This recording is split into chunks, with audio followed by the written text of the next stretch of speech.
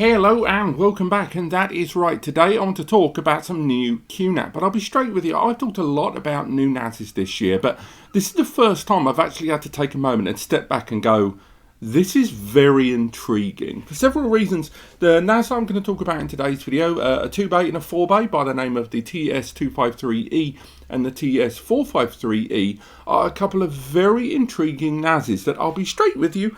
I can't quite put my finger on where exactly QNAP is going with this one. So this is a new kind of prosumer SMB, kind of small scale desktop NAS series. Now, for a number of you that have been following QNAP products, maybe you already own one, you're looking to upgrade, or you've been sitting on the fence for a long time, you will know that TS-253, that little moniker there, was pretty much their prosumer naming strategy for all of their Intel-based solutions. It was the 253 Pro, 253A, 253B, for some reason no C, 253D, and then things changed and they went down another route and went for a NAS like this one over here, the 464. And a lot of us were sort of thinking they've ditched the naming strategy, and then all of a sudden, blobbing up here in the background, has been this new 2-bay and the 4-bay. Now, these two NASs, when we go through the specification during the course of this video, and I will, wrap up this intro in just a moment. When we go through the specifications here, there's going to be some really surprising stuff here about what the design. Because anyone that knows QNAP products, I'm sure the chassis are on screen, will look at these and go, those are value series chassis. And that's right, QNAP has a range of different casings that they use for different products that either have different colours utilised on them or different ports and connections. But generally, this chassis, this 2 and this 4-bay here, is what most of us associate with their value series or their budget series. Every brand has it. And again, you look at any brand other than QNAP, they all have a certain preset chassis design that they use for different price points of their portfolio. Now, the 253E and the 453E here, arriving in those modified black chassis there with a lot more ventilation because they're going to need it, are Intel-powered NAS systems here. But they're not just Intel-powered, they're using probably the most recently released Intel Celeron in NAS right now, the J6412. Now, the J6412 CPU is an Intel Celeron processor there. It's 4-core at 2.6 GHz per core that can be burst when needed up to 2.6 GHz there on a 4-thread architecture. This processor, in some ways, is actually better than that of the M5105 that's being featured in the 64 series and a number of other NAS brands right now that have moved along the chain with Intel Celeron processors there. This CPU, although its embedded graphics is a pinch lower, it should be said, than that of the M5105, in a lot of other respects it's a lot more of an efficient CPU there. It has a little bit more bandwidth to play with, and it supports more memory,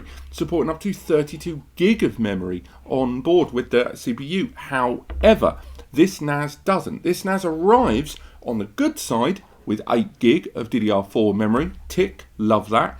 But on the slightly downside, you can't upgrade it. That memory is presumably affixed to the controller board. There is no upgradable SODIMM slot on this system. Consequently, that 8 gig of memory, as good as that sounds to day one, it's a real shame that you can't stretch the muscles of the system a little bit to take advantage of the potential 32 gig that CPU can put out there. Now, this 11th gen CPU, it's very similar to that of the 10th gen inside the TS-464 there. Again, same kind of quad-core architecture there, very similar frequencies, embedded graphics on board, and both using DDR4 memory. So, right now, the E on the end of this system, it's me trying to figure out if the 53E here, if the E is standing for a more economical version, or if the E is standing for a new generation, because I know it's not replacing that. It's two different. They're definitely going to exist side by side. Perhaps this is a replacement for the 51D series or the 451D2 series there as a follow-up to those. But that fixed 8 gig of memory there, I think that may increase the price a little bit, and it's going to be very intriguing to see where the 253E and the 453E are going to live in the food chain of QNAP's portfolio there. It's also worth highlighting this system does have 2 M.2 NVMe slots as well. So you've got those slots there that can be used for caching, they can be used for raw storage pools, and as this CPU is an 8 PCI lane processor and that chipset to bear in mind, These NVMe slots are 3x2 each. So that's a potential 2,000 megabytes per second of bandwidth for each of the SSDs inside. But still, nonetheless, for an economical looking NAS, which again, this kind of chassis kind of leans into, we're seeing a lot of the hardware staples that we associate with the prosumer, where we appreciate with a fully featured tier there, which can only be a good thing. Now, on CPU benchmark, this CPU is rated at 3,930, which again is only a pinch lower than the CPU inside that 464 there. So again, it's very strange. Normally with this tier, we see QNAP rolling out dual core, we see them rolling out previous gen CPUs there, or even an ARM. But having this CPU that's living in relative parity to the fully featured system is very intriguing indeed. Now, if we talk about the ports and connections of this device, there is one glaring omission when you compare it to other fully featured devices that have arrived in that 453B, 453D and the 64 series, and that is a lack of a PCIe upgrade slot. This system does not have a PCIe upgrade. What it does have on the rear there is two 2.5 gigabit Ethernet ports there. So again, 260, 270 megs each that can be lagged to well over 500.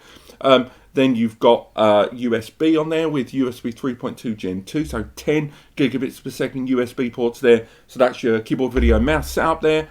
You've got expansions, I think, according to QNAP's own pages, because these NASs are listed in Taiwan right now.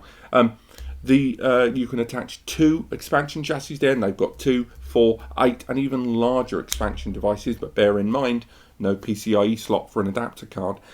You can also use those USB ports for network upgrades, of course, 2.5G, 5G upgrades as well, and I believe we've already seen online people getting the driver working for USB to Wi-Fi 6 adapters to work for this. But again, whether that's just within the virtual environment or whole system use, I'm not entirely sure. Things are a little bit more tapered in the HDMI. There's 2 HDMI ports, but again, that means you can use one as a primary and the other one can be used as extension or mirrored of the original monitor there. It's not an HDMI 2.0. They are both HDMI 1.4B, which means 1080p at 60 frames per second, but 4K at 30. But again, QNAP has seemingly taken its foot off the gas a little bit when it comes to HD Station and those parallel HDMI apps. So I'm really kind of wondering what QNAP are doing with those ports outside of surveillance currently. The PSU for this device, it's an external PSU, 60 and 90 watts for the 2 bay and the 4 bay respectively, and it's arriving with 3 years of warranty inside. So based on everything I've told you here, there's a few things we can certainly extrapolate. One, these 2 and 4 bay here, this is going to be able to do everything in QTS5. Every app, virtual machines, some of those Ubuntu VMs, QVR Pro with 8 camera licenses, all of the backup applications for both local, cloud, sync and backup. A lot of those migration tools as well. Hybrid mount is going to be on there for your cloud services too. The multimedia suite, Plex Media Server is going to run well on this. Ultimately, this NAS is leaving me very intrigued, and I'm sorry to keep using that word, because I don't know where this NAS sits in the product family. When you look at most of them, you can see little gaps of 30 to 50 pounds at each device, so you can take your budget and go, well, I care more about capacity or I care more about power. Whereas this device seems to break a lot of those conventions, and if anything, QNAP are releasing a product that could be a threat to its own release. Now, it doesn't look like it's going to be a China-only release. For those that are new to the channel, some hardware never makes it out of the East, and it's classified as China only, even though that pretty much dictates the whole Eastern Bloc.